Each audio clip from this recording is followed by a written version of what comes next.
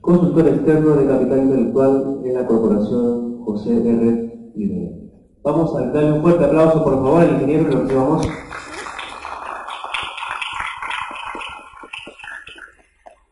Muy buenos días, gracias por la puntualidad, gracias por las clases tan temprano. No sé si pudieran acercarse un poquito más, si fueran tan amables, porque si no, el auditorio se siente... ¿Pueden acercarse un poco más? No que me sienta solo, sino que un auditorio tan grande y ustedes tan lejos.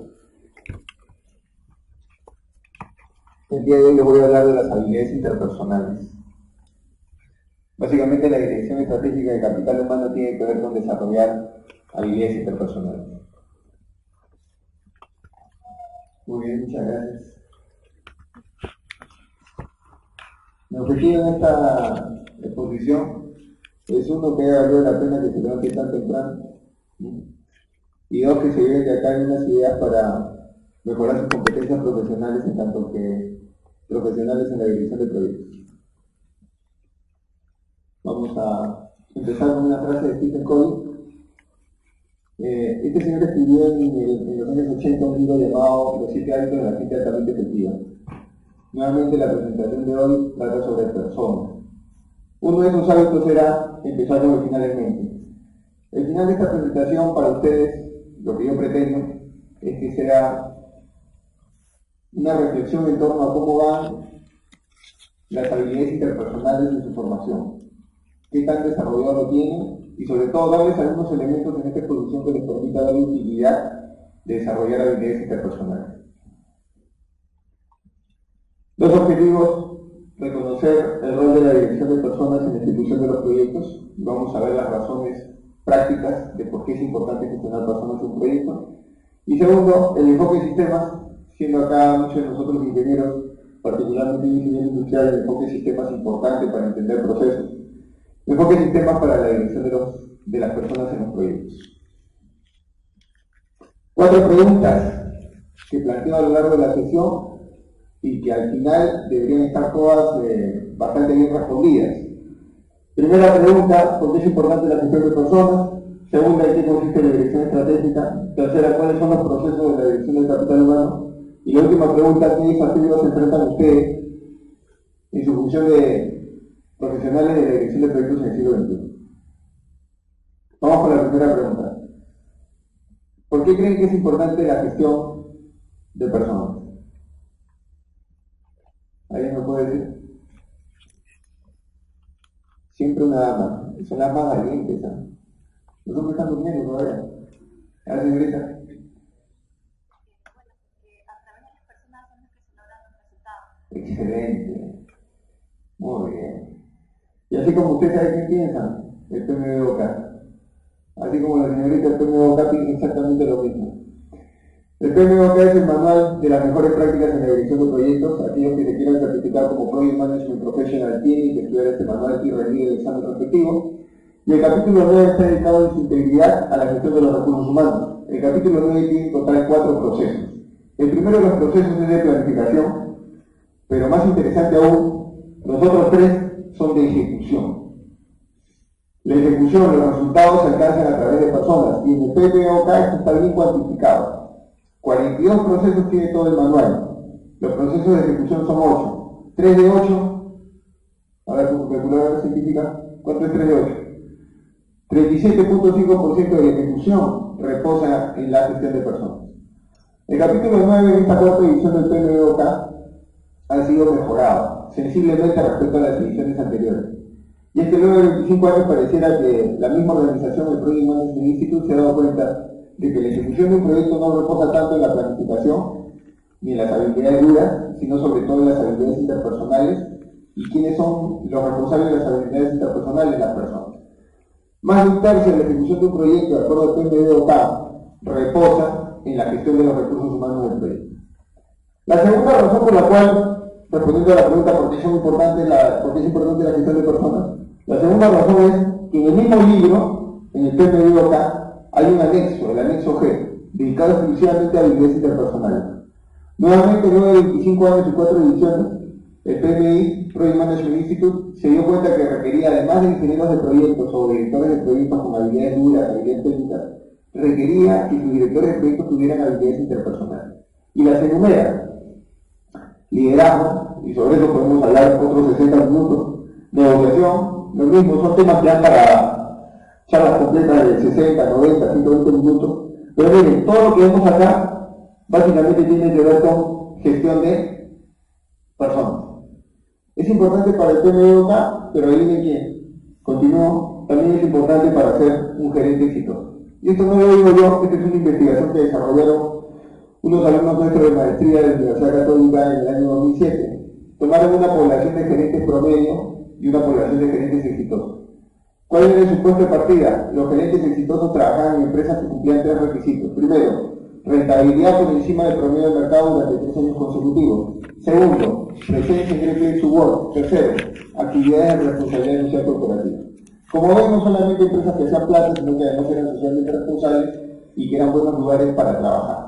Compararon, insisto, las dos poblaciones, gerentes exitosos y gerentes promedios, o sea, de las empresas que no cumplían esos requisitos, y determinaron que las diferencias en las competencias profesionales de unos y otros eran no técnicas, sino de este tipo. Miren, los exitosos tenían mayores habilidades en términos de resiliencia ante el fracaso, orientación al logro, todas las tienen acá.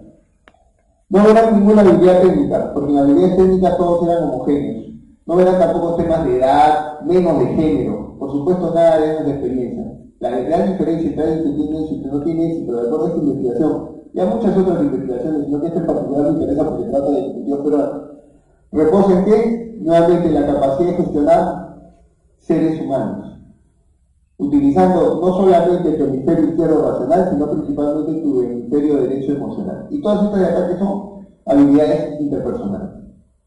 A propósito, uno no nace con todo esto, ¿no? Uno no nace con todo esto. Uno tampoco sale de la universidad con todo esto. Uno lo desarrolla de manera consciente a lo largo de su carrera profesional. ¿En qué momento podemos trabajar estos temas? No solamente en el trabajo, adivinen, fuera del trabajo también. Sobre todo fuera del trabajo. Estas habilidades son importantes para tener éxito profesional, pero también éxito personal. Y de hecho, al final de esta exposición les voy a hablar de equilibrio vida-trabajo. Qué importantes son las habilidades interpersonales para el equilibrio vida-trabajo. Bueno, también es una decisión del mercado, ¿no? Porque es importante la gestión de personas. Hicimos un estudio en Seminario Human Capital, donde también nos desempeñamos como consultores. El estudio es del año pasado, una muestra de 70 empresas, más de 300 posiciones. La pregunta era sobre prácticas de gestión humana, ¿qué también les va? Y esto es el déficit que descubrimos. Testimonio de los mismos ejecutivos. Bueno, una de cada 2 empresas tiene déficit en desarrollo organizacional, y así sucesivamente, ¿no? Sucesivamente. ¿En qué reposan todas estas prácticas? En la gestión de personas. Bueno, no quería quedarme solamente con esto, ¿no? Porque es importante la gestión de personas, porque está en el PMBOK, porque es importante para ser un gerente exitoso y porque además las empresas lo requieren en el mercado. O sea, hay una oportunidad comercial, a eso me refiero. O sea, esto significa que hay una oportunidad comercial, una oportunidad de hacer negocio con esto. Además, porque es importante gestionar personas. Aquí se habla de un enfoque mucho más amplio, ¿no?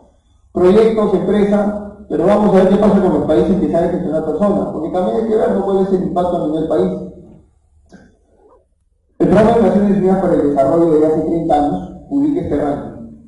Perdón, este lo publica hace 20 años. Hace 20 años publica este ranking. Reposa en 3 dimensiones importantes. Es el ranking que mide el índice de desarrollo humano de los países. Son 3 dimensiones. Les cuento rápidamente. Primero el PIB per cápita, es la distribución del ingreso entre las personas del país. De hecho, es el ingreso nacional bruto per cápita. El ingreso nacional bruto es el PBI más las remesas, más el tema del apoyo económico internacional. Bueno, la segunda dimensión es la esperanza de vida, que incluye, por supuesto, elementos de salud y bienestar. Y la tercera dimensión es el nivel de escolaridad promedio de los niños, el nivel de escolaridad esperado promedio de los niños. Bueno, para resumir, el mapa queda de esta manera el último año. Intuitivamente me podrían decir cuál es el color asociado a los países con más desarrollo humano. ¿Qué color será? Verde, ¿no? El verde oscuro. Verde. De ahí el verde más clarito. de ahí el amarillito, y al final naranja y marrón. Ahora la pregunta es, ¿en qué posición está nuestro país? ¿En qué posición creen? Hay muy alto, alto, medio y bajo. ¿En cuál creen que está? ¿Están acá? Medio, dice el señor. Sí, yo también pensé que era medio. Oye, estamos en nivel alto. Vamos, peruanos. Ánimo. 80 de 187. De hecho, estamos en el segundo grupo de países, porque básicamente se divide en un grupo de 45 países. 45 muy alto, 45, 45 y 45. Bueno, estamos en el segundo grupo de 45. 80 de 187 países. Vamos bien. ¿Cuál es el impacto de los que están más adelante? Por favor, memoricen los que están más verdecitos. El índice de competitividad global se mide hace 30 años y para que retengan la imagen, no es el mismo mapa, sino que, oh sorpresa, mayor desarrollo humano. ¿Qué genera? Mayor competitividad. Este ranking se mide hace 30 años, lo mide el Foro Económico Mundial. Retorno. Miren, desarrollo humano, miren competitividad. Entonces, finalmente, ¿por qué es importante la gestión de personas? Cierto, es importante para la dirección de proyectos, cierto, es importante para el perfil profesional de un gerente exitoso, también lo es como una oportunidad de desarrollo de las empresas, una necesidad de mercado, pero también es importante finalmente para la competitividad de los países. Acá les pregunto, ¿en qué nivel creen que se encuentra el Perú? Y una vez, 67 de 142. Yo de hecho experimento este ranking desde que el Perú está en el puesto 80 y tantos. Todos los años avanzamos entre 4 y 5 puestos. A este paso, pues nuestros hijos verán este país es competitivo, ¿no? ¿Qué le falta al Perú a propósito para ser más competitivo? Más inversión extranjera directa, más infraestructura. ¿Qué le falta? ¿Por qué es importante la gestión de personas? ¿Qué le falta? Talento humano, gestión de talento humano. Porque talento hay, pero no hay gestionado. Talento en este país hay muchísimo, pero no hay gestionado. Creo que con esto ya hemos respondido a la primera pregunta, ¿cierto? ¿Por qué es importante la gestión de personas? Vamos con la segunda. ¿En qué consiste la dirección estratégica? Si la charla se llama Dirección Estratégica de Capital Humano, ¿en qué consiste la dirección estratégica? A ver, ¿quién puede ensayar alguna respuesta a esa pregunta? ¿Qué es dirección estratégica? ¿Sí? Pues estoy sordo, debe ser por la edad. A ver. ¿Sí? A ver si nos ayudan con el micrófono, porque si no ¿qué será dirección estratégica? De hecho, en la empresa hay dos tipos de direcciones, ¿no? O puede ser una dirección táctica operativa o una dirección estratégica. La estratégica es a largo plazo, con visión de futuro compleja y que asume riesgos. La operativa es todo lo contrario. Bueno, ¿qué es el pensamiento estratégico? Imaginemos un campo de batalla, porque de hecho la estrategia proviene del mundo de la guerra. El mundo de la guerra nos entrega a nosotros una serie de elementos importantes para desarrollar pensamiento estratégico. Los grandes estrategas han sido los militares. Entonces imaginemos que acá está nuestro ejército. Ahí estamos nosotros. Allá está el objetivo, lo que queremos conquistar con nuestras fuerzas, con nuestras tropas. Para llegar de donde estamos nosotros a donde está nuestro objetivo, planteamos una serie de caminos por donde vamos a movernos. Esos caminos tienen una serie de límites. Y a su vez, para ver cómo voy avanzando en el logro de ese objetivo, para ver cómo estoy avanzando en el recorrido del camino, establezco objetivos. ¿Qué tiene que ver el mundo de la guerra con el mundo de empresa, particularmente con el mundo de proyectos?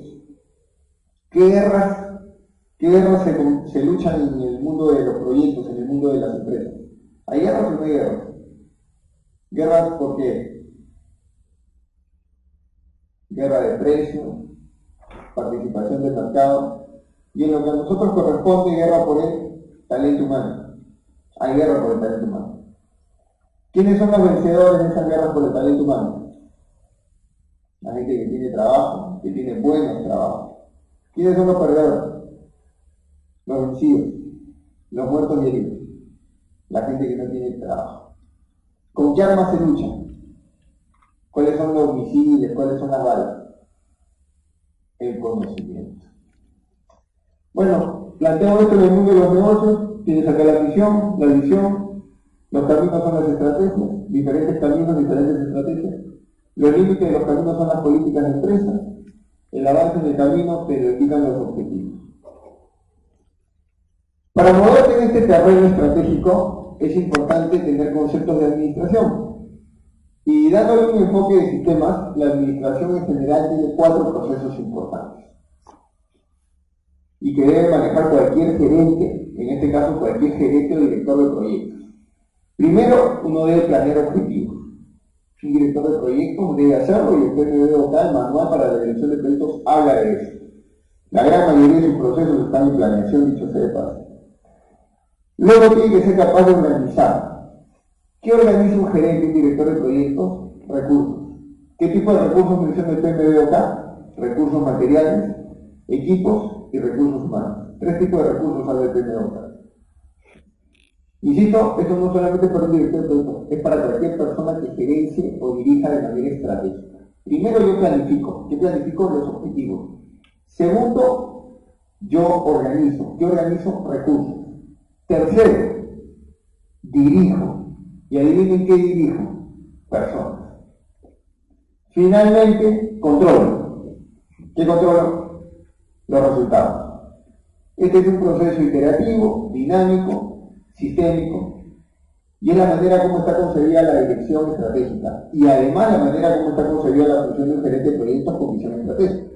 No voy a enfocar solamente en la función de dirección, porque como les digo, uno dirige seres humanos. La sesión del día de hoy trata de dirección estratégica y capital humano, por tanto me voy a enfocar solamente en el tema de dirección. Hay 2 grandes enfoques en la dirección en el siglo XXI. Están aquellos que dirigimos recursos materiales, recursos como equipos. Todo esto tiene un enfoque de gastos, va a estar al estado de análisis de pérdidas. Los recursos se anotan como gastos. Se consumen y tienen una orientación presente. La gestión de recursos es importante, pero es total y absolutamente operativa. Además tiene una gestión con un enfoque capital. Cuando yo dirijo enfocado en capital, ya no estoy pensando en el presente, estoy pensando en el futuro. Ya no hablo de gasto. Por ejemplo, este curso, este taller, este seminario, este congreso no es un gasto. Esto para ustedes, si tienen un enfoque estratégico de dirección, esto es una inversión. Y como inversión, adivinen qué tienen que hacer. Tienen que ver la manera de apreciar su inversión. ¿Cómo se aprecia la inversión en capital humano? Porque ya entramos a los temas de capital humano. ¿Cómo se aprecia la inversión en capital humano? Este congreso aprecia la inversión. ¿Qué es lo que lo deprecia? Bueno, no solamente no venir. Adivinen qué cosas nos deprecia como capital humano. En el siglo XXI, la edad te deprecia como capital humano. Para muchísimas actividades, tener más edad te deprecia. ¿Qué más te deprecia como capital humano? Los idiomas. No hablar idiomas o solamente hablar español te deprecia como capital humano. No me voy con lo básico. Lo básico es tener una carrera profesional. Eso ya lo hemos cumplido, o estamos en plan de cumplir. ¿Qué más te deprecia? No tener ningún tipo de especialización, ningún posgrado, ninguna diplomatura. No tener actualizaciones en tu carrera a lo largo de 4 o 5 años. Eso te deprecia. Finalmente te deprecia no tener salud. Miren, estoy hablando de temas que no son cognitivos, son principalmente de personas. Si tú eres un profesional que no tiene salud, bien difícil que vaya a ser considerado capital humano. La empresa te va a ver como un recurso. Cuando estés muy estresado, vas a decir hasta acá nomás. Cuando estés con sus venadas, cuando te dé úlceras, cuando te dé tus migrañas, hasta acá nomás. Eres un recurso. Esa es la pura verdad. No sé que se preocupan mucho ustedes de estudiar, acabar sus carreras, formarse bien técnicamente, pero eso es solamente la mitad de la historia. Para ser capital humano no tiene que ser completo. Y el enfoque de dirección que yo voy a plantear de aquí en adelante en la sesión es un enfoque de dirección del capital, no del recurso humano. Para el recurso humano ya tuvimos suficiente con el siglo XX. En el siglo XXI las personas somos un activo. La empresa busca que nos apreciemos y evita la depreciación. ¿De quién es responsabilidad que no nos depreciemos? De la empresa, pero sobre todo tuya. Cuidar tu salud, tu equilibrio, tu formación y por supuesto, procurar crecer en el tiempo. El principal activo de cada uno de nosotros es nuestra propia persona. La parte formativa, pero también la otra, la parte personal, emocional. No sé si han tenido que escuchar con esto, pero está súper requerido en las organizaciones. Las empresas están cada vez más preocupadas sobre los temas interpersonales, sobre las habilidades interpersonales y sobre cómo hacer que las personas crezcan, no solamente a nivel racional, sino principalmente a nivel emocional. Ese es el gran desafío. Dejemos de gestionar recursos humanos y pasemos a gestionar capital humano. Y acá les traigo una pequeña definición de lo que es capital humano, de acuerdo a Bill Popis. Bill Popis es un autor de capital humano en los Estados Unidos. Son los activos intangibles, lo que venimos de hablar, todo lo que es intangible. No se puede tocar, pero existe. Que poseen los miembros de la organización y que contribuyen a la generación de valor. Bajo un enfoque de recursos humanos, de hecho las personas no creamos, sino destruimos valor. En un estado de ganancia y pérdida, la fuente personal es una fuente de gastos. En muchas organizaciones es más del 50% los gastos de personal, más del 50% del total de gastos. ¿Eso qué hace con las utilidades? Las disminuye. Y eso significa que crea o destruye. Destruye valor. Bajo un enfoque estratégico de capital humano, las personas creamos valor. En la medida que aportamos con nuestros activos intangibles. ¿Qué activos intangibles? ¿Qué activos intangibles creen que aportamos los seres humanos en la empresa? Nuestros conocimientos, nuestras habilidades, nuestra personalidad, nuestra motivación, nuestro talento, nuestra experiencia. Básicamente todo el conjunto de competencias que un profesional puede crear en una organización. De las técnicas y también de las otras, las competencias o habilidades interpersonales. Creo que con esto también estaría ya respondí a la segunda pregunta, ¿en qué consiste la dirección estratégica? Es una dirección enfocada en crear valor en el largo plazo, es una dirección que no te ve a ti como un recurso, sino como un activo, un capital, y además es una dirección que asume riesgos y que es compleja por definición. Tercera pregunta, ¿cuáles son los procesos de la dirección de capital humano? Bueno, ahora ya juntamos ambos términos, ¿no? Dirección estratégica y capital humano. ¿Cómo entender esto en términos de procesos, con un enfoque de procesos? Al centro tenemos al capital humano, es la persona gestionada de manera estratégica, procurando incrementar su valor, procurando apreciarla y viéndola como un activo o una inversión para la organización. En este sistema, ¿cómo puedo yo dirigir a esa persona? Yo planteo 5 procesos. Y esto es producto de nuestra experiencia, nuestra actividad de consultoría y nuestra actividad docente. De hecho, lo que les voy a mostrar es lo que yo trabajo con empresas. Primero, los procesos de adquisición. También en el PMBOK, en el capítulo 9, proceso 9.2, adquirir los recursos humanos del proyecto, se refiere.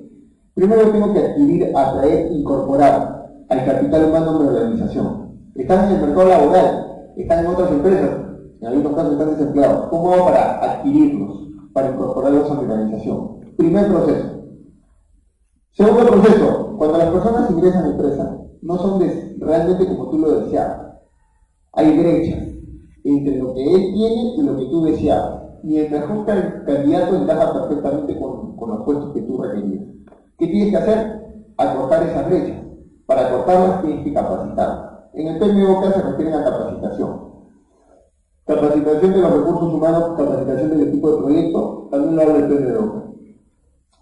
Una vez que lo capacitas, la empresa no es filantropía tampoco, la empresa no es una ONG, tiene que ver el retorno. En un proyecto tú tienes que ver el retorno de la capacitación del equipo de proyecto. ¿Cómo ves ese retorno? Evaluando. ¿Evalúa qué? Desempeños. ¿De quién es del equipo de proyecto? Ahí no acaba la historia.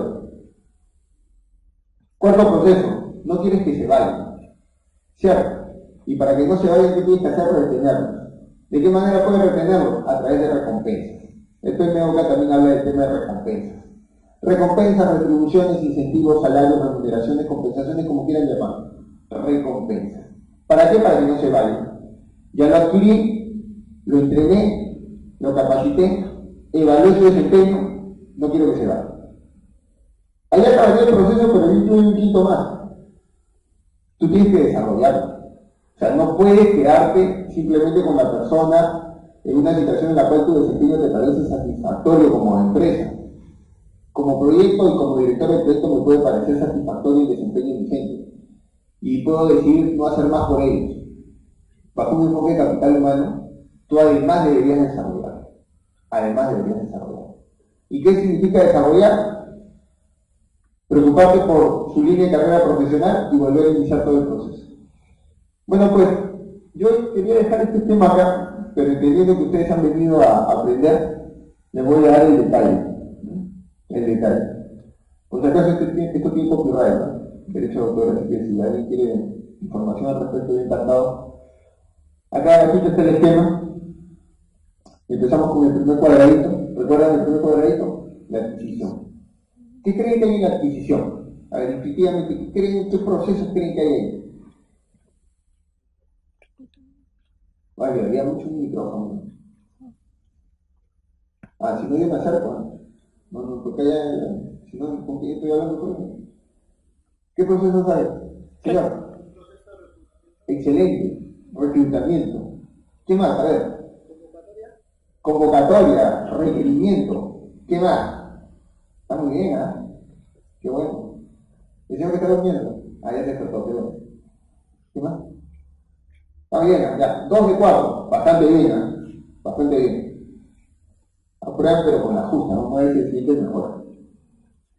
Primero tú tienes que planear, ¿no? De alguna manera la convocatoria. Tienes que planear las necesidades personales. A estas alturas, en noviembre del 2012, noviembre del 2011, todas las empresas ya tienen su planificación de recursos humanos para el próximo año. Todititas, ya saben cuánta gente van a contratar y además saben cuánta gente van a despedir. Ya lo saben.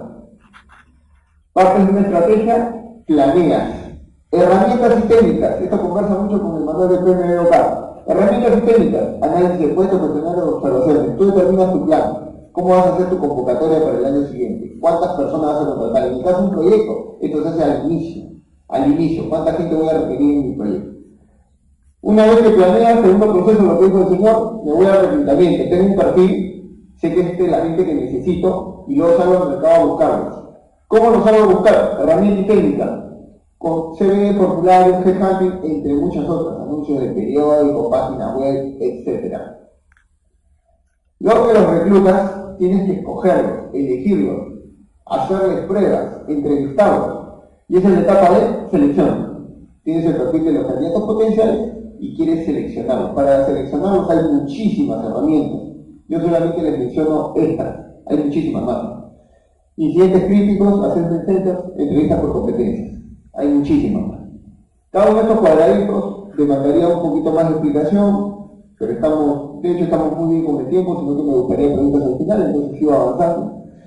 Y el último de los procesos que a veces nos olvidamos, ya elegiste a la persona, ya la contrataste, ahora tienes que generar los procesos de inducción o socialización. ¿Qué significa? Que la persona tiene que adaptarse a la empresa y para eso tú le entregas algunos cursos que le hacen conocer a la organización, la cultura de la organización, sus funciones y además la manera como va a interactuar con sus compañeros de trabajo. Se suele olvidar este cuarto proceso. Uno cree que adquisición es simplemente ya firmaste el contrato, empieza a trabajar. Y esa es tu carpeta y esa es tu computadora. No, tiene que haber los programas de inducción y socialización. Este programa de inducción y socialización es otra cosa que el primer esfuerzo de capacitación. ¿En qué? En competencias. Acá la palabra clave cuando tú adquieres personas es adquirir personas talentosas, con competencia. Para un proyecto es muy importante un director de proyecto que se rodee de gente competente y talentosa, muy importante. ¿Quién determina las competencias del equipo de proyecto? El director del proyecto. Y esas competencias, insisto, no solamente son técnicas, sino sobre todo en el siglo XXI, competencias blandas, people skills, habilidades interpersonales, todos esos son sinónimos. Bueno, cuando la persona ingresó a distintas brechas, ¿no? Y en un proyecto hay enormes brechas. Sabemos que los proyectos por definición son únicos, son temporales y son graduales. Eso significa que las personas van a tener que aprender. Para aprender en el proceso 2, los tengo que capacitar. ¿Qué procesos, qué elementos creen que hay en el proceso de capacitación? A ver. ¿Alguien me puede decir? La capacitación. Ahí sí, como que no tengo mucha idea, pero ahí viene con qué empieza. Hay que hacer un diagnóstico de necesidades de capacitación. ¿Qué le falta a tu gente? Por ello lo que le faltan es idiomas. Lo que le falta es inteligencia emocional. Lo que le falta es liderazgo. Lo que le falta es trabajo en equipo. Y lo que le sobra es conocimientos de ingeniería. Eso le sobra. Ese es el primer puesto. Es la maldición de los primeros puestos. ¿A qué primeros puestos? Habemos, ¿no? Primeros puestos. La maldición de los primeros puestos. Hace poco, en Centrum, me encontré con un compañero de colegio. No lo veía hacía exactamente 20 años. Se acabó el colegio fue por obra y gracia del Espíritu Santo. No sé cómo pasó. Arrastraba cursos, llevaba vacacionales, repetía, lo jalaba, lo jalaba. Ahí viene qué cosa es ahora, empresario exportador, llevando un programa Global MBA de 3 dígitos en soles. De hecho 6 dígitos si consideramos los pesos. Y miren, yo me alegro, de hecho me alegro. Pero él tenía en verdad pocos elementos para ser exitoso. Quizás los elementos, los únicos elementos que tenía era siempre fue muy sociable, tenía una muy buena red de contactos y además era un hombre, y sigue siendo un hombre muy agradable, un tipo muy chistoso, muy simpático. Y miren cómo ha construido. Y si les contara la historia de uno de los primeros puestos, compañeros míos, ¿dónde están? ¿Qué están haciendo? ¿No? Hay que hacer el diagnóstico de lo que le falta a tu gente y en muchos casos lo que le falta son habilidades interpersonales.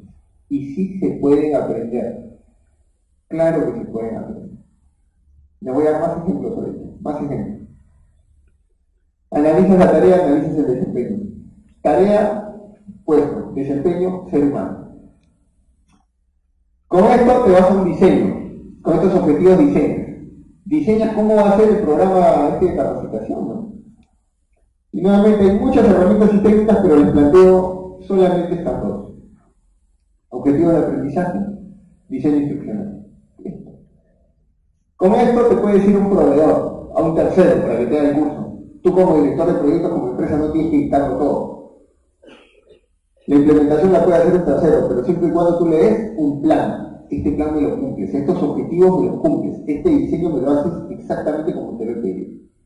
La implementación tiene ahí sí infinitas herramientas y técnicas, y para no aburrirnos, les dejo solamente estas 4, que son, digamos, de las más actuales. E-learning, educación virtual, y blended learning, que es virtual más presencial, que de hecho es más importante, porque ahí viene qué cosa no se puede aprender de manera virtual, las habilidades interpersonales. Las habilidades técnicas las puedes aprender de manera virtual, e-learning puro, pero las habilidades interpersonales requieren un nivel de presencialidad, blended learning, mezclado, virtual presencial. Programas in-houses nos lo solicitan muchísimo.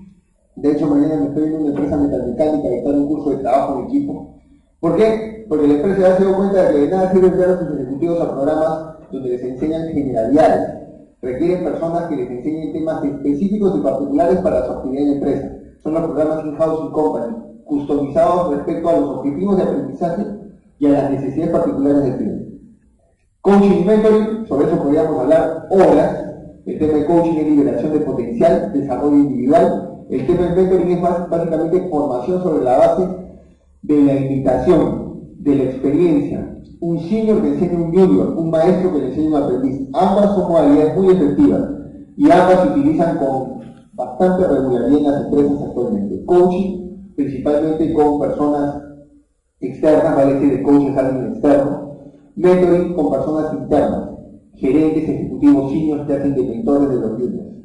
De hecho, una de las mejores maneras de aprender en la vida y en el trabajo es tener un buen mentor. Es una de las mejores maneras de aprender. Y finalmente la universidad corporativa, que es el estado del arte. Empresas que tienen áreas específicas, unidades de negocio con presupuesto y personal dedicadas exclusivamente a la formación y entrenamiento de sus ejecutivos. Les voy a mencionar solamente un caso. UCIC, Universidad Corporativa Interbank. Forma a todos los ejecutivos del grupo Interbank, que no solamente es el banco, como sabrán. Está Cineplanet, está Supermercados Peruanos, entre otras empresas. Es una organización que este año, el próximo año, le va a dedicar 45 millones de dólares a su presupuesto, solamente para la Universidad Corporativa. Bueno, la Universidad Corporativa es el estado del arte, lo tiene Coca-Cola, Microsoft, IBM, entre otras grandes empresas. Y aquí en el Perú, Interbank, Gran Motero, entre otras. Bueno, al final te quiero, y esta es otra parte, como verán, en el proceso anterior yo dije nos olvidamos de la visualización, que era el último proceso. En este de acá, siempre nos olvidamos de medir los resultados. ¿Saben qué? Después de este seminario, taller, conferencia, charla, ustedes midan el retorno de la inversión. Es su tiempo, y su tiempo es valioso. 60 minutos de su vida, una mañana en su vida, 3 días en su vida. ¿Cuál ha sido el retorno? ¿Cómo puedo yo medir eso? Ustedes lo tienen que hacer. Retorno de la inversión, económico. ¿Puedo calcularlo? Sí. De hecho hay un modelito simpático, se los explico, 3 dimensiones. Primero el impacto económico, primero el tema de gasto. ¿Cuánto me está costando esto? Sobre eso siempre voy a tener retornos negativos, obviamente en el corto plazo. Segundo, el tema del cambio en mis competencias. Tercero, el tema del impacto en mi desempeño. Indicadores. Antes y después del curso. Antes del curso, cómo se desempeñaba el proyecto. Después del curso, cómo se está desempeñando usted. Antes del curso, ¿qué pensaba yo? Después del curso, ¿cómo estoy pensando? ¿Qué cambio está produciendo en mí? Transferencia en el puesto de trabajo. Si yo entré de alguna forma a alguien para un proyecto, yo quiero ver en el puesto de trabajo si ha sido capaz de transferir. Y esa es otra historia, ¿no? La maldición de los primeros puestos. ¿Quiénes tienen éxito? No los que saben más, sino los que saben transferir mejor. Saber, solamente genera erudición, y la erudición no sirve de nada. Uno tiene que ser capaz de transferir, aplicar, incorporar, y para eso se requiere otro tipo de habilidades. Y creo que es el momento para terminar esta historia de mis ex compañeros o compañeros de hecho de colegio, de hablar de Aldo Miyashiro. ¿Conocen a Aldo Miyashiro? Sí, no, también en mi colegio. Champaña, pues acá, ¿hay una fecha? Es un buen colegio. Ahí estudiamos con Aldo y con el otro compañero, Sarri de la Cotera. Egresamos los 3 en el año 92. Bueno, les cuento que Sarri hasta era mejor alumno que Aldo, ¿no? Con eso les digo todo. Aldo, no es una incidencia, ¿no? 220 personas sacamos en mi promoción. En esos años el Champaña era solamente de hombres, 220 hombres. Yo acá he puesto 3, hice lo que se suponía que tenía que hacer, y aquí estoy. Listo. Y escucharon un poco en mi introducción, hice lo que se suponía debía hacer. Y no me quejo. Aldo habrá acabado en el puesto 204, quizás. No entré a la universidad, lo cual para la época ya era un gran hándicap, una gran desventaja, y nadie esperaba que entrara a la universidad, de hecho, sepa. Estudié una carrera técnica, nos enteramos que fue uno de los primeros en hacerse papá en la promoción, lo cual no significa que se casó, simplemente se hizo papá, uno de los primeros en ser papá de la promoción del colegio. Y después no supe nada de él hasta el año 2004. En el año 2004 me lo encontré en la Alianza Francesa. ¿Qué creen que estaba haciendo yo? Estudiando para Bahía, francés, para continuar mis estudios en Europa, y él estaba haciendo una obra de teatro, o al menos eso fue lo que me dijo. Y dije, algo, obra de teatro. Lo primero que me sorprendió fue que había crecido bastante, como una cabeza. Lo segundo, que estuviera en una obra de teatro. Bueno, yo tenía como alumno de la Alianza Francesa derecho a asistir a esas obras de teatro gratis.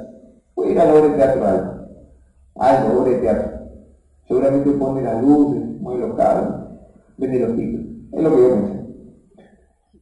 Esto es el director de la obra de teatro, hasta lo dice en el broche. La obra de teatro se llamaba Misterio. Es el director, es el guionista, y es actor. Esa obra de teatro fue llevada a la televisión, frecuencia latina, y el resto literalmente es historia, el resto ya todo el mundo sabe. A la fecha, Aldo Miyashiro Ribeiro es el miembro más connotado de mi promoción de colegio, el más famoso, el más ilustre, el que más dinero gana. Está casado con esta bella mujer. O sea, a su lado, el resto de la promoción son una suerte de luz, ¿no? Y por supuesto acá todos decimos que él es de la promoción. Yo estudié con él. Como se darán cuenta, el tema de la capacitación va mucho más allá de la diferenciada. Aldo tenía pocas cosas a su favor. Pocas cosas a su favor. Siempre fue hincha de la U. Siempre fue hincha de la U.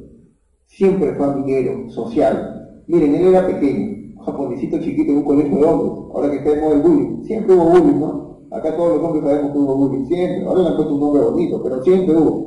Nadie se metía con alguien. Nadie. ¿Y ahí viene por qué? Porque era amigo de los grandazos. Y Aldo siempre fue medio artista. Claro, en un colegio de curas, en un colegio religioso y de hombres, ser medio artista no significa nada, de hecho es un demérito. Pero con esas 3 cositas miren cómo ha dado una vida de éxito. No sé si equilibrado o no, pero medianamente exitoso. Seguimos, ya formaste la persona, está en tu proyecto, ya lo nivelaste, no tanto el hemisferio izquierdo, el hemisferio derecho sobre todo. Y ahora ¿qué tienes que hacer? Bueno, acá la variable es aprendizaje, el proceso de aprendizaje. Seguimos porque si no nos va a dar luz, nos va a dar tiempo. Tienes que evaluarlo, ¿no? No soy una empresa de filantropía. Te formé, quiero ver el retorno. ¿Cómo veo el retorno? Evalúo tu desempeño. Nuevamente parto de una estrategia y planifico la evaluación. ¿Cómo te voy a evaluar? ¿En función al resultado solamente? O en función también a tus conductas. ¿Qué voy a evaluar de ti en el proyecto? Si te evalúo en función al resultado, que no me extrañe que mis gente de proyecto sean todos autistas, ¿ah? Que no hay, que sean antisociales. ¿Por qué? Porque solamente evalúo resultados. Pues.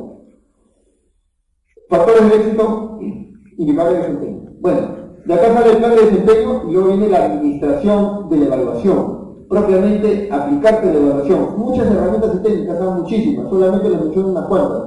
Evaluaciones de 360 grados son evaluaciones multifuentes. Van a soportar un sistema de indicadores de gestión, distribución forzada, escalas gráficas y administración por objetivos que existe en los años 50. Nuevamente cada una de estas herramientas y técnicas demandaría mucha más explicación. Yo simplemente quiero, como decía al inicio, empezar con el final en mente, quiero que ustedes incorporen a su reflexión personal que la gestión de personas no es esotérica, la gestión de personas es una realidad, está procedimentada, tiene etapas y puede ser gestionada de manera estratégica y científica. ¿Para qué? Para generar valor en el proyecto. Saco mis informes de desempeño y nuevamente, algo que también escasea cuando yo evalúo desempeño. El último proceso, iría por conciencia, no es seguimiento. ¿Qué cosa es seguimiento? Retroalimentación. Evaluar es la mitad de la historia, la otra mitad, la más importante, retroalimentar. ¿Por qué bien? ¿Por qué mal? ¿Por qué buen desempeño? ¿Por qué mal desempeño? ¿Cuál es la variable acá que nosotros debemos tener en cuenta? Lo hemos repetido varias veces, desempeño. Y el desempeño, atención al resultado. Desempeño es el que haces, más el cómo lo haces. El que haces es el resultado, el cómo lo haces, las conductas, tus habilidades interpersonales. Seguimos, ya lo adquiriste, lo formaste, lo entrenaste, capacitaste, evaluaste su desempeño, descubriste que era bueno, no quieres que se te vaya, lo tienes que retener. ¿Cómo retienes a una persona? Recompensándolo. Otra vez partes de una estrategia, haces un análisis de qué, de lo que la persona hace, descripción del puesto, de especificación del puesto, nivel de desempeño del puesto. No se recompensa de la misma manera todos los puestos en una organización. Hay que hacer recompensas diferenciadas. Y en un proyecto, sobre todo, hay que saber reconocer quiénes aportan valor y quiénes no. Y en función de eso también se entrega recompensa. Sacas el perfil del puesto internamente en tu proyecto, procuras que haya una equidad, que las personas ganen más o menos similarmente y que no haya desigualdades en función quizás a antigüedad, en función a preferencias, a gustos personales. Por eso tienes algunas de estas herramientas y técnicas que te aseguran equidad interna. Pero más importante que la equidad interna en el siglo XXI y en plena guerra por el talento es asegurar equidad externa. O sea, de nada sirve que yo pague muy bien internamente y la competencia pague el 50% más. Se van a ir a la competencia. O sea, si mi proyecto paga 25% menos que cualquier otro proyecto, ¿qué crees que van a hacer? Se van a ir a otro proyecto. Entonces yo tengo que ser competitivo externamente, para lo cual existen algunas de estas herramientas y técnicas. Nuevamente estas actividades se pueden tercerizar. Hay empresas que hacen estos estudios y de hecho el director del proyecto debería estar familiarizado con ese nivel de estudio. ¿Por qué? Porque de nada sirve que le pagues por encima del promedio del mercado, sobre todo si no le da valor. Y por otro lado es una necesidad pagar por debajo del promedio del mercado porque igual se van a ir. Al final, que queremos determinar una remuneración equilibrada, planes de retención equilibrados, económicos y no económicos. Entender la recompensa no solamente como el dinero, sino como el ambiente de trabajo, las relaciones con el director del proyecto, tus oportunidades de crecimiento, tu autonomía y finalmente la posibilidad de tener equilibrio en tu vida. ¿Cuál es la palabra importante? La palabra organizacional, la variable, la motivación. ¿Cómo hago que todas las personas en mi proyecto estén motivadas a lo largo del proyecto? Que en muchos casos son meses, si es que no años de un proyecto. ¿Cómo cierro esto? De hecho, acá cierran muchas organizaciones. Bueno, ya te pagué, con eso soy feliz. Pero yo además tengo que preocuparme del desarrollo. ¿Y qué cosa es desarrollo? Primero, generar procesos de aprendizaje. Al inicio, en cualquier carrera, uno aprende. Y al inicio no es cuando eres practicante, también es cuando eres gerente general, pero pasaste del sector A al sector B. Cuando eres director de operaciones y pasaste de la empresa A a la empresa B. Ahí estás aprendiendo. La primera etapa siempre son de aprendizaje. Determinadas anclas de carrera que rápidamente les explico son aquellos elementos que mueven, movilizan a tu carrera. Puede ser el éxito profesional, el desarrollo de competencias, el servicio, el estatus, el estilo de vida, etc.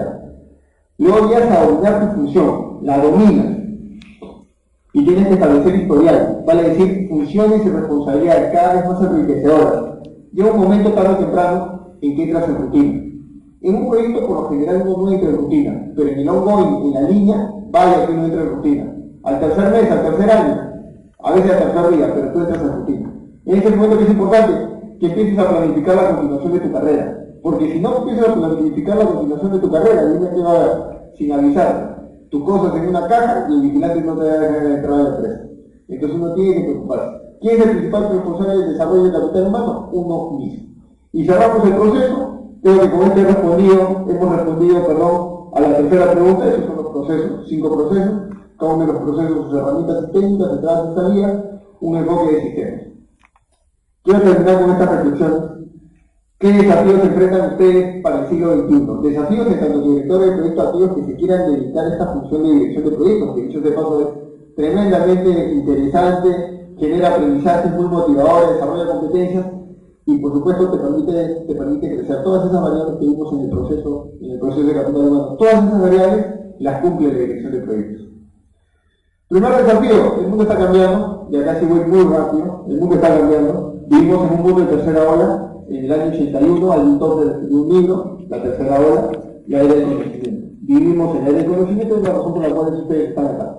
Porque el conocimiento es un activo valioso. Vivimos en una era donde la web ha evolucionado, en la web colaborativa, en la web donde el webmaster desapareció y ahora somos nosotros, los usuarios, que establecemos los contenidos, en la web de Facebook, de LinkedIn, en la web de YouTube. Rápidamente, Facebook es el tercer país del mundo. Primer país en términos de población, la China, 1.450 millones de habitantes. Segundo país, India, 1.150 millones de habitantes. Tercer país, Facebook, 800 millones de habitantes. Y creciendo.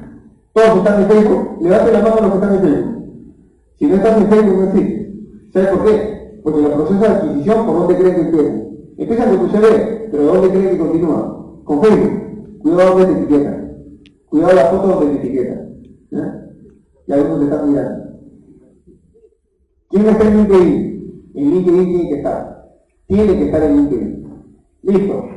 En este mundo no solamente compites, coopites.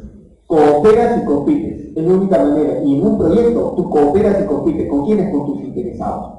¿Con quiénes? Con los otros gerentes de proyectos. ¿Con quiénes? Con los gerentes funcionarios. Es importante entender el concepto de cooperación más competencia. Han habido cambios demográficos importantes. Les menciono uno solo, ya que veo que era más presente. La incorporación de la fuerza laboral femenina. La incorporación y el crecimiento de la fuerza laboral femenina es un cambio demográfico importantísimo en las organizaciones. Y en los proyectos también lo es. Un solo impacto, uno de los muchos impactos. Los costos laborales de la fuerza laboral femenina. Los costos laborales son mayores que la fuerza laboral masculina. Y una empresa que no está dispuesta a enfrentar estos desafíos, bueno, es una empresa del siglo XX. Cambios demográficos. Además, la gente está viviendo más. Y en Europa, en el hemisferio norte, en general, es un problema. Muchos ancianitos, muchos costos sociales, pocos jóvenes que cotizan para la salud y la bienestar de sus ancianitos.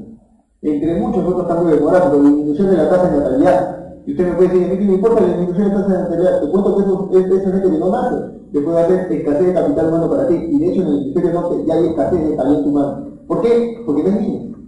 Como no es niño, tampoco es joven. Y como no es joven, no es profesional. Entonces, cambios demográficos. Uno tiene que estar hablando de eso. El equilibrio vida-trabajo para mí es una variable fundamental en el siglo XXI. Uno como proyecto, como organización, como director de proyectos no puede pretender que la gente trabaje 14 horas al día y 15 horas al día.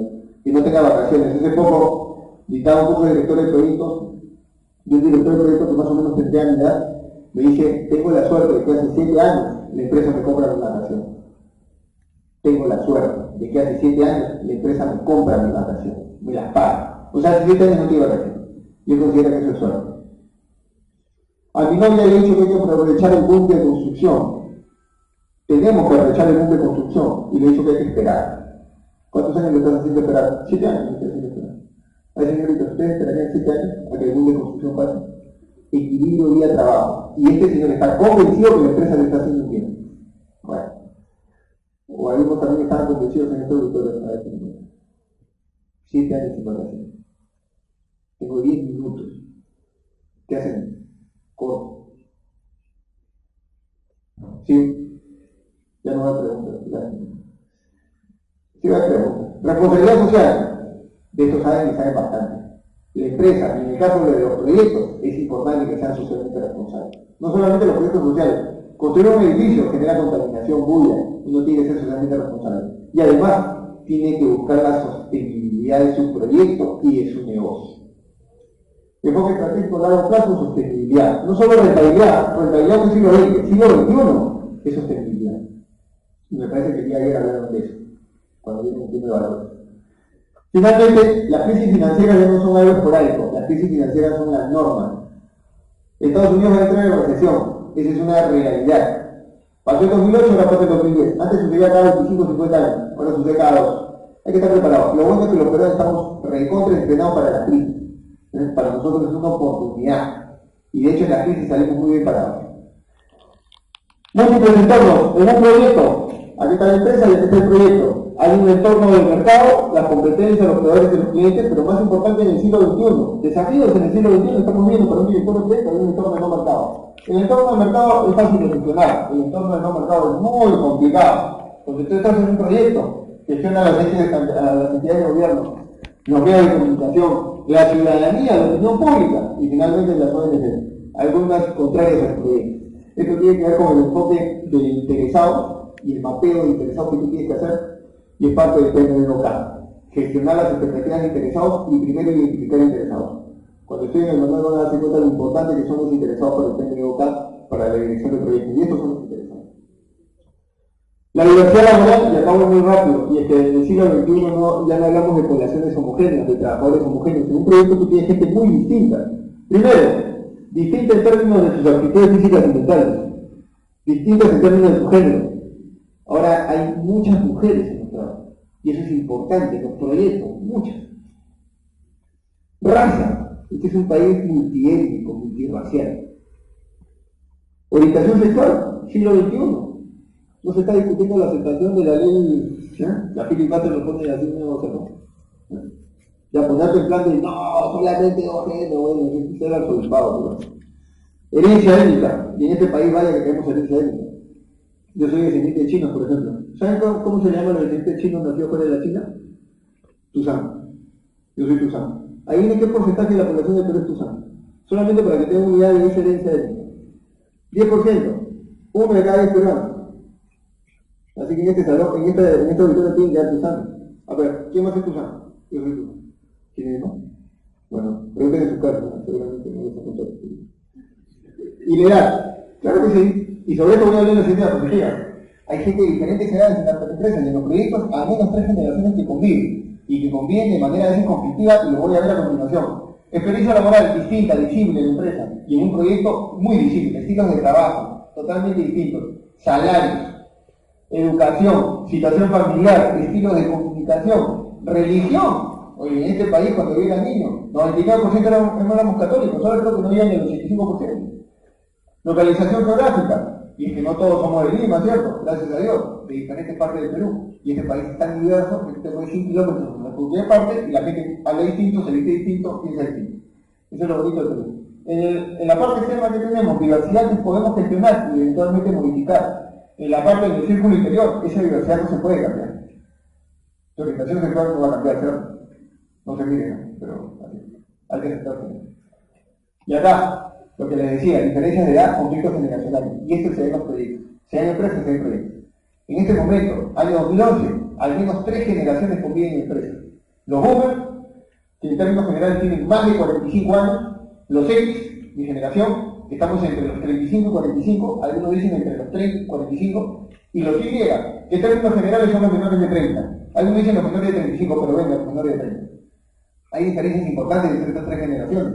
Y nuevamente, desafíos de gerente de proyectos del siglo XXI. Como verán, yo no estoy hablando de desafíos técnicos, estoy hablando de desafíos de personas, de seres humanos. Gestiona a dar 3 personas, 3 generaciones distintas. Tienes un especialista de calidad de 55 años, el ingeniero de 55 años. Tienes un especialista en riesgo, el especialista en riesgo de tu proyecto, tiene 35 años, y una persona que ha hecho posgrados en el extranjero al idioma. De 55 no habla nada y toda su vida ha sido especialista en calidad. Y la última persona es una señorita de 25 años, ella tiene mucha experiencia en términos, habla idiomas, tiene un excelente networking y aparte una buena situación socioeconómica. Y esta señorita es especialista en recursos humanos del proyecto. ¿Cómo hace que esos tres conviven? Y además tú eres generación X, estás sándwich entre los dos, como el doctor. La idea del boomer era la protesta. La generación, pues, recordarán, ¿no? El peace and love, el mundo puede cambiar y todo lo demás. Los X éramos muy negativos, pues, porque nos tocó un mundo medio en depresión y particularmente en estos países en hiperinflación. Acá los jóvenes no se acuerdan, pero teníamos que hacer cola para comprar leche, cola para el pan. No, ustedes no se acuerdan. Ustedes son Y. Optimismo, todo se puede, bienvenido. Fantástico. La familia para el boomer, extendida, pues. Pregúntenle a sus padres con cuántos se criaron en el hogar. Se criaron con los hermanos, que dichos de paso eran como 10, se criaron con los abuelos, se criaron con los primos, eran unos familiares, reunión familiar, 60 personas. ¿No? La generación X, mamá, papá, hermano, chao. Hermanos, quizás 3, 2, a veces únicos. Los Y, monoparental. ¿Qué significa monoparental? El Y por lo general no tiene hermanos y por lo general no tiene un papá. ¿Saben por qué? Porque solamente quedó la mamá. Y ahí viene por qué quedó la mamá. Incorporación de la fuerza laboral femenina. Claro que sí. Este señor ni siquiera contribuye, para afuera nomás, te quedas con la mamá. Trabajo, ¿cuál es el plan B para las boomers, las mujeres boomers? No había plan B, y las X, bueno, las Y para afuera, así que se tienen que portar bien, una Y no te aguanta esas cositas. El trabajo, el boomer, 30 años en el trabajo, se jubilaba a los 65 gracias a la empresa por no haberme votado. El Y, hacíamos todo por poder, el poder tenía que ver con dinero, estatus, posición. El Y, diversión. ¿Qué quiere? No quiere reírse de su trabajo, pero quiere que su trabajo sea entretenido, variado, que le dé autonomía, retroalimentación, que le permita crecer y que le dé tiempo libre ¿para qué? Para su vida personal. Eso quieren los ideas. Y en un proyecto, ¿cómo vas a conseguirlo? Desafío del gerente de proyectos del siglo XXI. Claro, si quieres trabajar con puro 50, 60, fantástico, sigue como sigue. Pero si quieres trabajar con la gente joven, la gente capaz, competente y talentosa, empieza a preocuparte por darle mayor autonomía, diversión y desarrolla sus funciones en empresa. 2 minutos. El valor importante para el boomer era pertenecer a una empresa. Pregúntenle a sus padres. Sí, pues yo trabajé en esta organización 40 años. Fantástico. Para un X, independencia. Muchos nos independizamos, nos volvimos consultores, desarrollamos carreras independientes, pero siempre enfocados mucho en el tema económico. Para los IREA, este trabajo es significativo. Este proyecto tiene alguna relevancia, importancia, trascendencia. Mi trabajo es auténtico o simplemente lo hago con plata. Interesante, los tres están en empresa, los tres están en proyectos. Y si quieres empezar a reclutar idea talentoso, empieza a preocuparte por esas variables. Si quieres seguir con lo mismo de siempre, no cambies. Termino, estilo de dirección. Si quieres ser solo un jefe de proyecto, como este rey y el resto destruido, bueno pues, ¿qué tienes que hacer? Sigue creyendo que eres el que más sabe. ¿Por qué? Porque eres el más viejo, el que tiene más experiencia, el que tiene mejor carro, no sé, el que está trabajando en la empresa antes de que tú nacieras.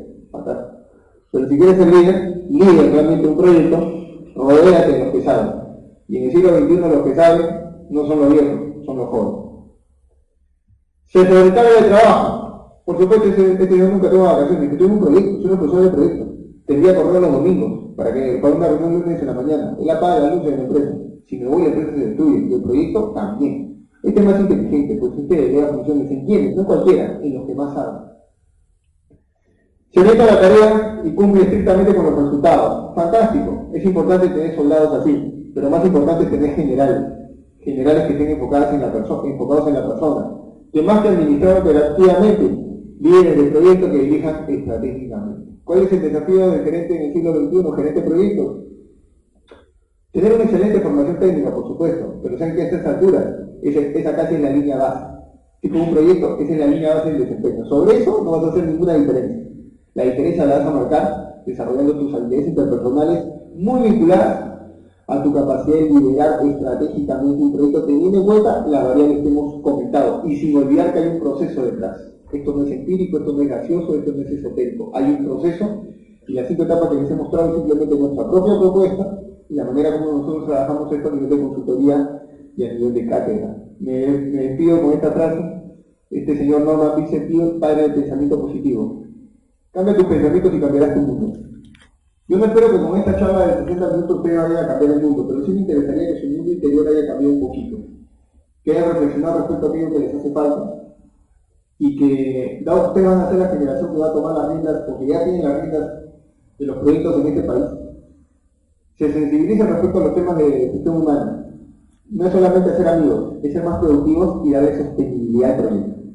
Muy bien, muchísimas gracias. Si hay tiempo para preguntas, encantado.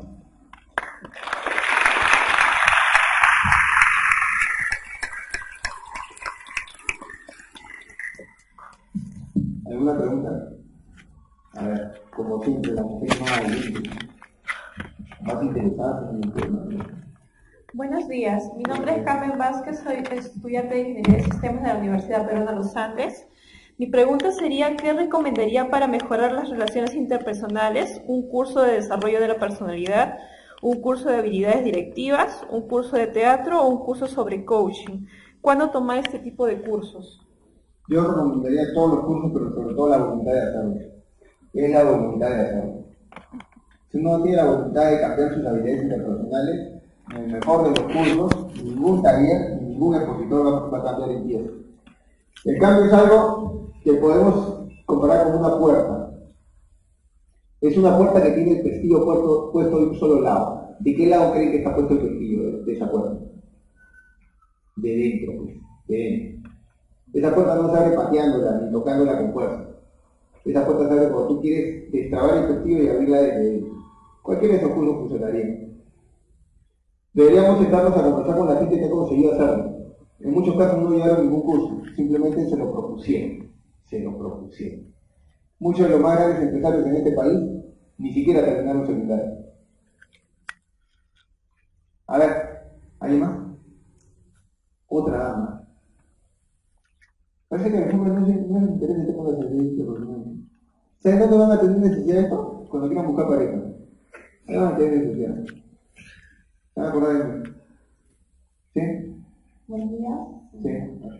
Mi nombre es Estefan Nicolás Grande, de la Universidad Nacional de Madrid San Marcos. Y quería hacer una pregunta. Bueno, las cosas que en las diferentes organizaciones que he participado, como siempre he visto lo que es la falta de compromiso en las personas, ¿no? Sí. Y bueno, ¿y cómo podemos generar confianza? Esa es otra pregunta. ¿Y qué deberíamos hacer si es que una persona que tiene esas habilidades adquiridas se va, que esa persona que nosotros capacitamos bastante? Claro, lo que tienen que hacer es generar procesos de retención. La retención no solamente es la remuneración que le pagas, es principalmente los elementos no tangibles que tú le entregas en el trabajo. Autonomía, autenticidad, relevancia, retroalimentación, buen clima laboral, oportunidades de desarrollo y crecimiento, oportunidades de aprendizaje. Eso es lo que genera que las personas se queden en la empresa. La gente más talentosa, la gente realmente talentosa no está buscando la plata. La gente realmente talentosa, el caballo pura sangre de verdad, está buscando desafíos. Eso es lo que está buscando un pura sangre de verdad. Y a propósito, ¿qué requiere un pura sangre? Si yo defino que el pura sangre es el talento. Un buen pura sangre requiere un buen jinete. ¿Qué hace el jinete? El jinete no corre la carrera, pero sabe dirigir bien a su pura sangre. Un director de proyecto no ejecuta el proyecto. Un director de proyecto sabe dirigir bien a los miembros de su equipo de proyecto. Y en el equipo de proyecto, si quieres tener pura sangre, empieza a preocuparte de la parte económica, por supuesto, pero sobre todo de darle tareas enriquecedoras, desafiantes, que les den autonomía y retroalimentación, tareas que sean significativas para ese ser humano. Y no se va a ir. Pregúntenle a las personas que tienen más de 10 años en una empresa. Pregúntenles cuántos se han quedado por dinero. Ninguno se queda por dinero. Se queda porque la empresa es parte de su vida, les genera un sentimiento de pertenencia y además están agradecidos con la organización porque les permitió crecer, aprender, ser independientes, etcétera, etcétera. ¿Alguna pregunta más? ¿Ha venido el otro expositor o tenemos un poquito más de tiempo? Yo estoy esperando, creo, ¿no? Porque si no, seguimos. Señor, dígame. Buenas noches, señor. Una consulta. Tengo la oportunidad de trabajar en ella y he observado que hoy en día el área de recursos humanos más se enfoca a lo que es la parte legal, hacer los contratos, y he observado que deja de lado en la parte de potencial humano. Sí. ¿Qué actividad tiene la sociedad de? Bueno, empezando que esa empresa, usted la debería dejar de inmediato, porque las grandes empresas, la de talla mundial, las empresas multilatinas, las empresas donde yo al menos he hecho trabajos, son empresas que sí se preocupan mucho por el potencial humano. Si usted tiene esa empresa, no va a cambiar esa empresa va a seguir gestionando como el siglo XVIII. Lo que tiene que hacer es cambiar usted de empresa y ver una empresa donde sí se preocupen del potencial humano. Preguntas. A ver, Buenos días, ¿no? buenos días, todavía. Soy William Chambi de la Universidad Nacional de Calidad. Y me llama mucho la atención el hecho de que en las empresas hay personas, como usted dijo, bastante mayores, que tienen a veces las personas la mentalidad, como decimos, cerrada, y uno que va con iniciativa o con muchas ganas de hacer algo, y te sientes frustrado o frenado ante eso. Utilizando estas estrategias de capital humano y eso como un gesto, ¿cómo poder superar esa situación? A ver, esa frustración la han sentido todos. Creo que la padre cuando empezó a trabajar no sentido lo mismo. O sea, eso es sintomático. Lo que debemos hacer es, básicamente, elegir a las personas que no tengan ese perfil para nuestro proyecto. Eso es lo que uno puede hacer. Si tú eliges gente así para tu proyecto, bueno, difícilmente vas a poder aplicar esto. Tienes que elegir gente, no por la edad, pero sí por la disposición. Hay gente mayor que tiene excelente disposición y hay jovencitos, jovencitas que son cuadriculados. ¿No? ¿Han conocido eso? Jovencitos, jovencitas cuadriculados, que son recontra parametrados, y por lo general somos ingenieros, ingenieras, que es cuadriculado. No, pero la fórmula dice, bueno, no es un tema de edad, es un tema de su disposición. Las personas con disposiciones a aprender, no por calidad que tengan, pero esa es la gente que tiene que tener en el proyecto, la gente que quiera aprender, que no tenga esos paradigmas y esos estereotipos y que no se maneje con modelos mentales negativos. Es lo que en coaching se llama tener creencias limitantes.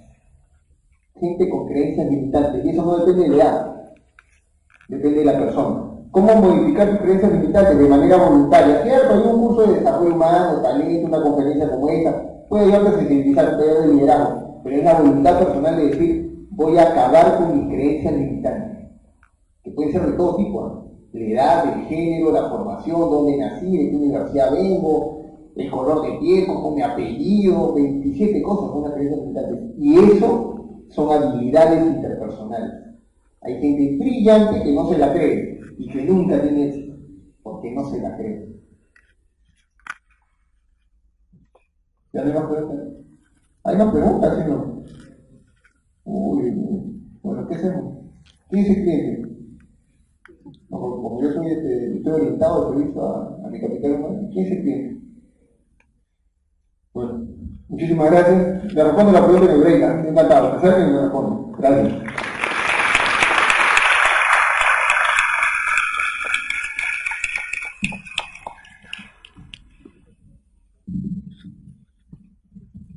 Invitamos al ingeniero, por favor, al centro del escenario.